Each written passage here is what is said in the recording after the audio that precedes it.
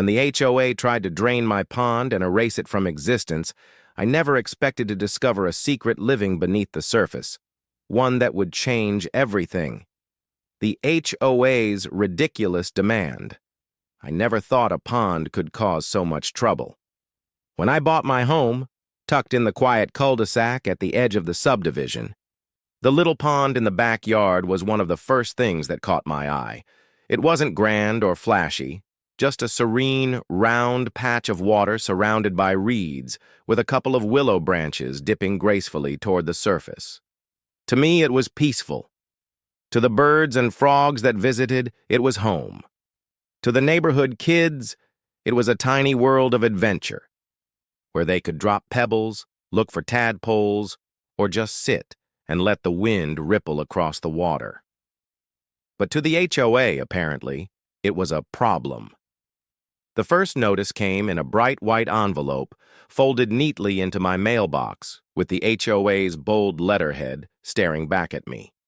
I opened it with the casual annoyance reserved for junk mail, only to feel my stomach twist as I read, "The pond located at your property violates community aesthetic standards. Immediate removal or remediation is required within 30 days to avoid further action." I remember blinking at the paper, reading the words again and again. Removal? Of a pond? My pond wasn't some kiddie pool I'd dragged into the yard, nor a rusty shed falling apart on the grass. It had been there long before I moved in, and as far as I could tell, it was natural. Water bubbled up from a small underground spring and collected there. It wasn't artificial, wasn't dirty, and wasn't hurting anyone. Yet somehow, the HOA had decided it needed to go. At first, I thought it had to be a mistake. Maybe they mixed me up with someone else. But as I scanned the letter again, my eyes caught the name scrawled at the bottom, Karen L. Peterson, HOA president. Of course, every neighborhood has one. That one person who seems to thrive on rules, thrives on control, thrives on finding the tiniest inconvenience and blowing it up into a full-blown crusade. Karen was that person. She had a reputation in our subdivision. The woman who counted how many cars you had parked overnight, who measured grass length with a ruler, who once filed a complaint because someone painted their shutters eggplant purple instead of royal plum. Now she had her sights set on me and my pond. I set the letter down and laughed bitterly. A pond violates aesthetic standards? What does that even mean? I muttered to myself. Still, I wasn't about to let one piece of paper shake me. I figured I'd clear it up with a phone call. So I dialed the HOA office the next morning, fully prepared to reason with whoever picked up. But of course it wasn't just anyone. It was her. "Homeowners Association office, this is Karen speaking." Her voice was sharp, nasal, the kind that made you picture her with pursed lips and arms crossed even through the phone. "Hi, Karen. This is Alex from Cedarwood Lane, Lot 34. I got a notice about my pond. I think there's been some mistake." "There is no mistake," she cut me off briskly. "The board reviewed your property, and it's clear the pond does not meet community standards. Standing water breeds mosquitoes, lowers property value, and does not align with the subdivision's design guidelines." I gripped the phone tighter. "With all due respect, that pond isn't something I built. It's a natural feature of the land. It was here before the house was built." "That doesn't matter," she said coolly. "The HOA governs aesthetics and health standards. If a feature is deemed non-compliant, it must be removed. Our priority is the community as a whole." Her words buzzed in my ear like static. Removed, non-compliant, community. I could feel the anger bubbling up inside me. "Karen, that pond is harmless. That pond is... It's not hurting anyone. It's beautiful, and frankly, it adds value to my property. Kids in the neighborhood love it. Birds nest near it. You can't just demand I get rid of it." "Oh, I can," she replied, her voice carrying that smug, unshakable certainty of someone who had memorized every clause in the HOA handbook. "And I have. If it is not gone within 30 days, fines will begin accruing." Click. She hung up. I sat there in silence, staring at the phone like it had betrayed me. That was my first real taste of how far Karen would go. And it was only the beginning. I didn't sleep much that night. Every time I closed my eyes, I pictured Karen's face. Imagined, really, since I'd only ever seen her a handful of times at HOA meetings. But in my mind, she was larger than life, looming over me with her clipboard, a smirk etched into her lips as she crossed off yet another violation. I wasn't new to conflict, but this was different. There was something uniquely infuriating about someone trying to take away a part of your home. Not a decoration you could swap out, not a paint color you could repaint, but something that felt alive. That pond wasn't just water and mud. It was a pulse in my backyard, a tiny ecosystem that made my property feel unique, and Karen wanted it gone because it didn't fit her vision of aesthetic standards. The next morning, I decided I wasn't going to wait 30 days. I marched down to the HOA office in person. The building was as unremarkable as the rules it enforced. Beige siding, too much mulch around the shrubs, and a front door with a gleaming brass handle that practically screamed, "We take ourselves too seriously." Inside, the air smelled faintly of printer ink and disinfectant, and a rack of pamphlets greeted me with titles like Understanding Your HOA Rights and Community Compliance Handbook. Behind the counter sat none other than Karen herself. Her hair was pulled back into a tight bun, and her glasses hung low on her nose. She glanced up from her paperwork, instantly recognizing me. "Mr. Johnson," she said, her voice dripping with faux politeness. "I assume you're here about the pond." "That's right." I walked up to the desk and planted my hands firmly on the counter. "Karen, I need you to understand something. That pond isn't a hazard.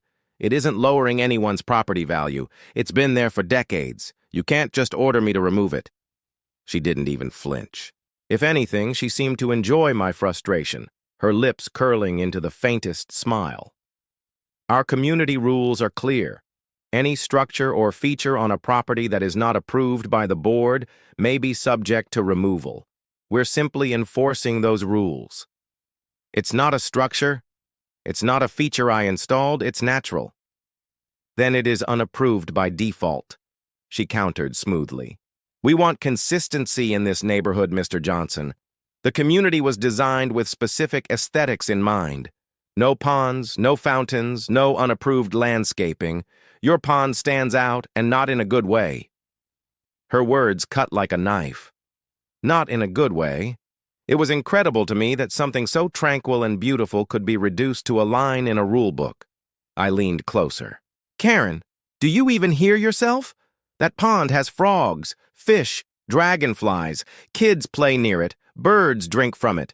You were not just asking me to fill in a hole. You were asking me to destroy an ecosystem." For the first time, her expression faltered, but only slightly. Then she straightened her papers as though brushing off my words like dust. "We're not here to discuss ecosystems. We're here to discuss compliance. You have 30 days. Good day, Mr. Johnson." She dismissed me with the wave of a hand, already reaching for her pen to sign another paper. I walked out of that office feeling like I'd been punched in the gut. I stood on the sidewalk, staring at the neat row of suburban houses beyond the HOA building, and I wondered how many other people had been steamrolled by Karen's compliance. How many had just given up, too tired to fight back. But I wasn't ready to give up. That weekend, I started documenting everything. I took photos of the pond from every angle, the reeds swaying, the frogs resting on lily pads, the shimmer of tiny fish darting beneath the surface. I filmed videos of birds landing for a drink, dragonflies buzzing in pairs, kids skipping rocks across the water. I wanted evidence. If this turned into a fight, I was going to need proof that my pond wasn't some stagnant mess, but a thriving natural habitat. I even dug through the HOA handbook, flipping through its dense, jargon-filled pages late into the night. Karen had said, "No unapproved features," but nowhere did the rules mention natural water sources. They talked about constructed water features, like fountains and artificial ponds, but mine wasn't constructed. It was natural.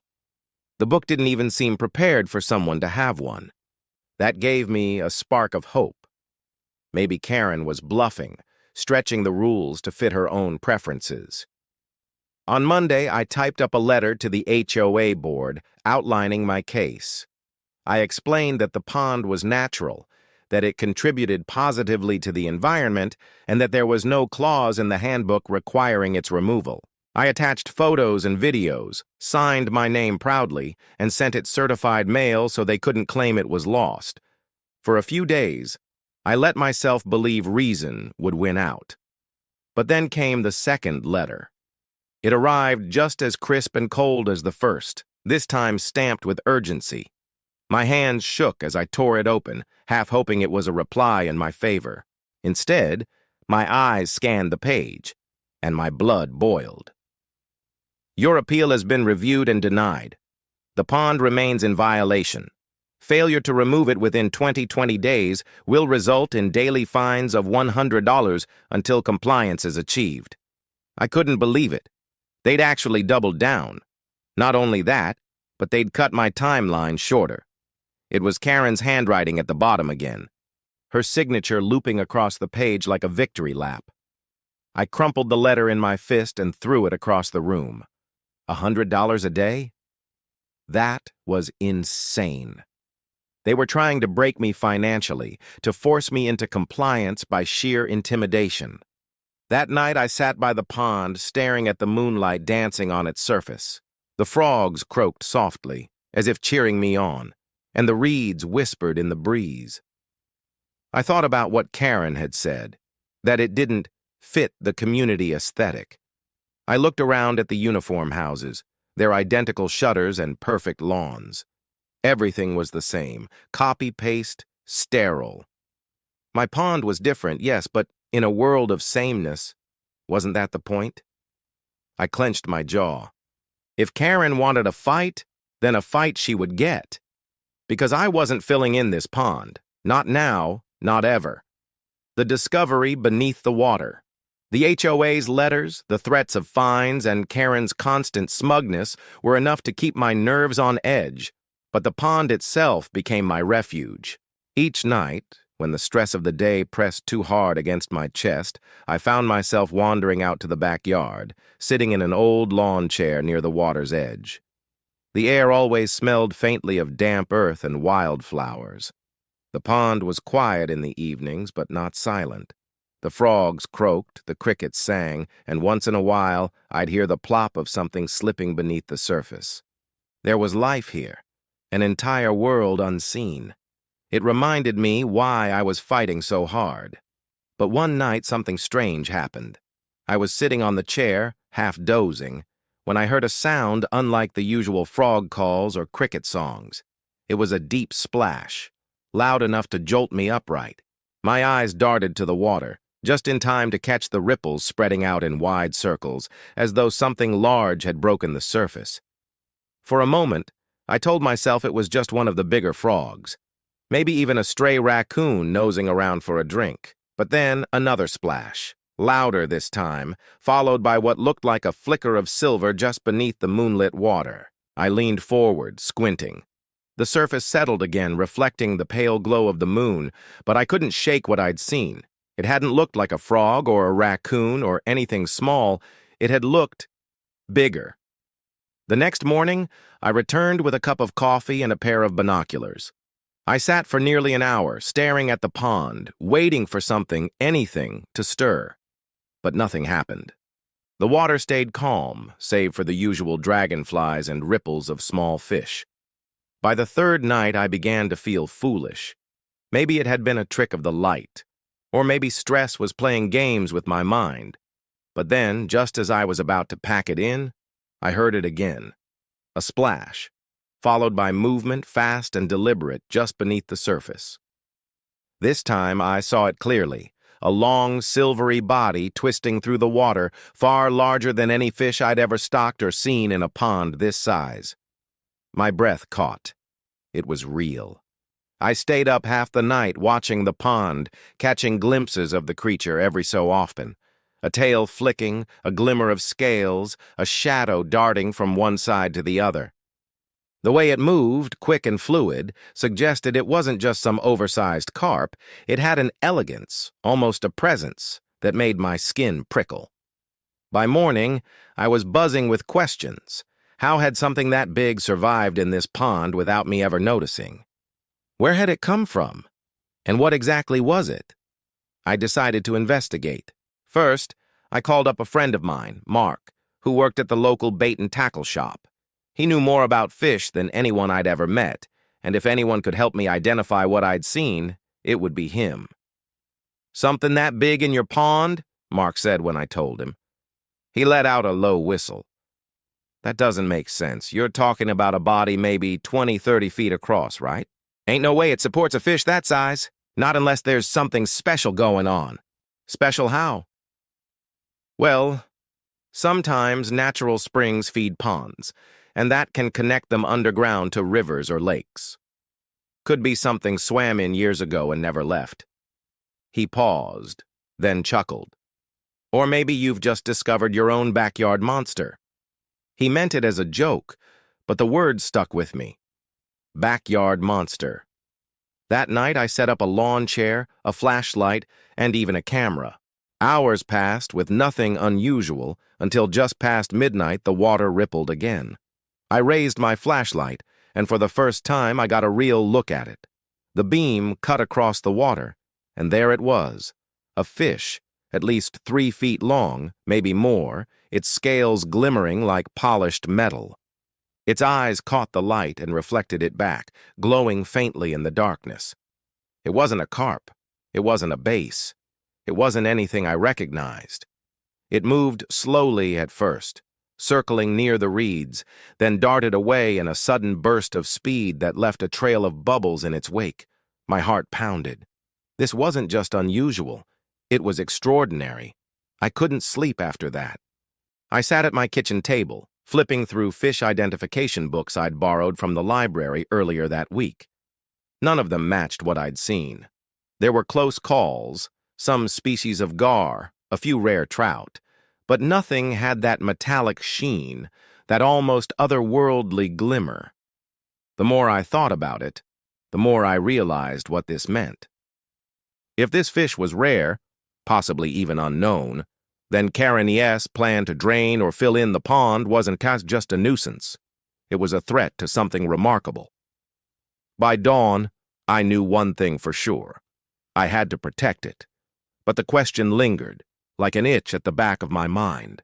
What exactly was living in my pond? Turning the tables on the HOA, Karen thought she had me cornered. With her letters, her threats of 100-a-day fines, and her smug confidence in the HOA handbook, she believed I would fold, like every other homeowner who had been worn down by her. But she didn't know about the fish.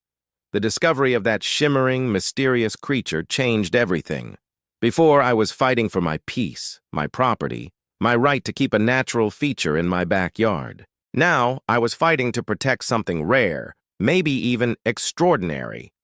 And if there was one thing I knew, it was that people like Karen had no power over the laws of nature. The first step was research. I spent days digging through articles, calling wildlife departments, even emailing a couple of local universities. I described the fish as best I could, its size, its metallic scales, its nocturnal habits. I left out the fact that it lived in my backyard pond, instead framing it as a nearby water source. Most of the responses were cautious. "It could be a species of gar," one biologist wrote. Another suggested a hybrid trout, but admitted it didn't quite fit. But one email in particular caught my attention. It was from a researcher at the state's Department of Natural Resources. "If the description you've provided is accurate, it may be a protected species, possibly a rare strain of sturgeon. If confirmed, draining or altering the pond would be prohibited under state law. Please contact us with further details." My hands shook as I read that. Protected species. Prohibited under state law. That was the leverage I needed. But I didn't stop there. I bought a motion-activated camera and set it up by the waterline, disguised among the reeds. It took days, but eventually I got the shot I'd been waiting for. A clear image of the fish breaking the surface, scales flashing like molten silver in the moonlight. It wasn't perfect, but it was proof. Armed with the photo, the email, and the pond itself, I drafted a new letter, this time addressed not just to the HOA, but to Karen personally. Dear Mrs. Peterson, as you are aware, you have demanded the removal of my pond under threat of fines. However, recent evidence has confirmed that the pond is home to a potentially protected species of fish. Removal or alteration of the pond would therefore not only violate state environmental law, but could also expose the HOA and its board members to serious legal and financial liability. For this reason, I am formally requesting that all attempts to interfere with my pond be immediately ceased. If any further action is taken by the HOA, I will have no choice but to escalate this matter to the Department of Natural Resources and the State Environmental Protection Office. Sincerely, Alex Johnson. I sent copies to the HOA office, the full board, and even posted one on the community bulletin board where neighbors picked up their newsletters. The reaction was immediate. The very next day, Karen showed up at my doorstep, red-faced and bristling with anger. She didn't knock so much as pound on the door, her clipboard clutched like a weapon. "Mr. Johnson," she barked when I opened the door. "What is the meaning of this stunt? Posting your letter publicly? Accusing the HOA of breaking the law?" I kept my voice calm, almost cheerful, which only seemed to infuriate her more. "It's not a stunt, Karen. It's the truth. There's a rare fish living in that pond, and if you try to drain it, you'll be the one breaking the law, not me." Her lips tightened into a thin line. "There is no proof of any such thing." I handed her a printed copy of the photo. The silver-scaled fish caught mid-leap, water splashing around it. "Looks like proof to me." For once, Karen was speechless. She stared at the photo, her mouth opening and closing like a fish herself, before finally shoving it back at me. "This isn't over," she hissed. "The HOA will not tolerate this kind of manipulation." I smiled. "You're right, Karen. It isn't over. But you might want to check with a lawyer before you dig yourself any deeper." She stormed off my porch without another word. The following week was a whirlwind. Word spread quickly around the neighborhood about Alex's rare pond fish. Some neighbors were skeptical, but others were curious. Kids started sneaking peeks over the fence, whispering about a backyard monster. One even drew a crayon picture of it, taping it proudly to my mailbox. But the best part was watching the HOA squirm. Their usual flood of violation notices slowed to a trickle. The board held an emergency meeting, but when I requested to attend, they reluctantly let me in. Karen sat at the head of the table, her bun tighter than ever, her eyes shooting daggers my way. "This matter has gotten out of hand," she began, her voice strained but still carrying that air of authority. "One homeowner has decided to create unnecessary panic by fabricating stories about protected species. The board must remain focused on community standards." I raised my hand calmly. "With all due respect, I've contacted the Department of Natural Resources. They are sending a specialist to inspect the pond next week. If the fish is confirmed to be protected, then by law, the pond cannot be altered. That means your order to remove it is null and void." The room buzzed with whispers. A couple of board members shifted uncomfortably in their seats. One even cleared his throat and said, "If that's the case, we could face liability if we push further." Karen's face flushed crimson. "Liability? This is absurd. We are the HOA." "No," I interrupted firmly. "You're not above the law. And if you try to touch that pond again, I'll make sure every homeowner in this subdivision knows the fines you've wasted on fights you can win." The silence that followed was golden. For the first time, Karen looked rattled, not just annoyed, but genuinely shaken. She realized she was losing control, and worse, that her own board was beginning to see it. I walked out of that meeting with my head high. For once, It felt like the power had shifted, and it was all thanks to the mysterious fish in my pond.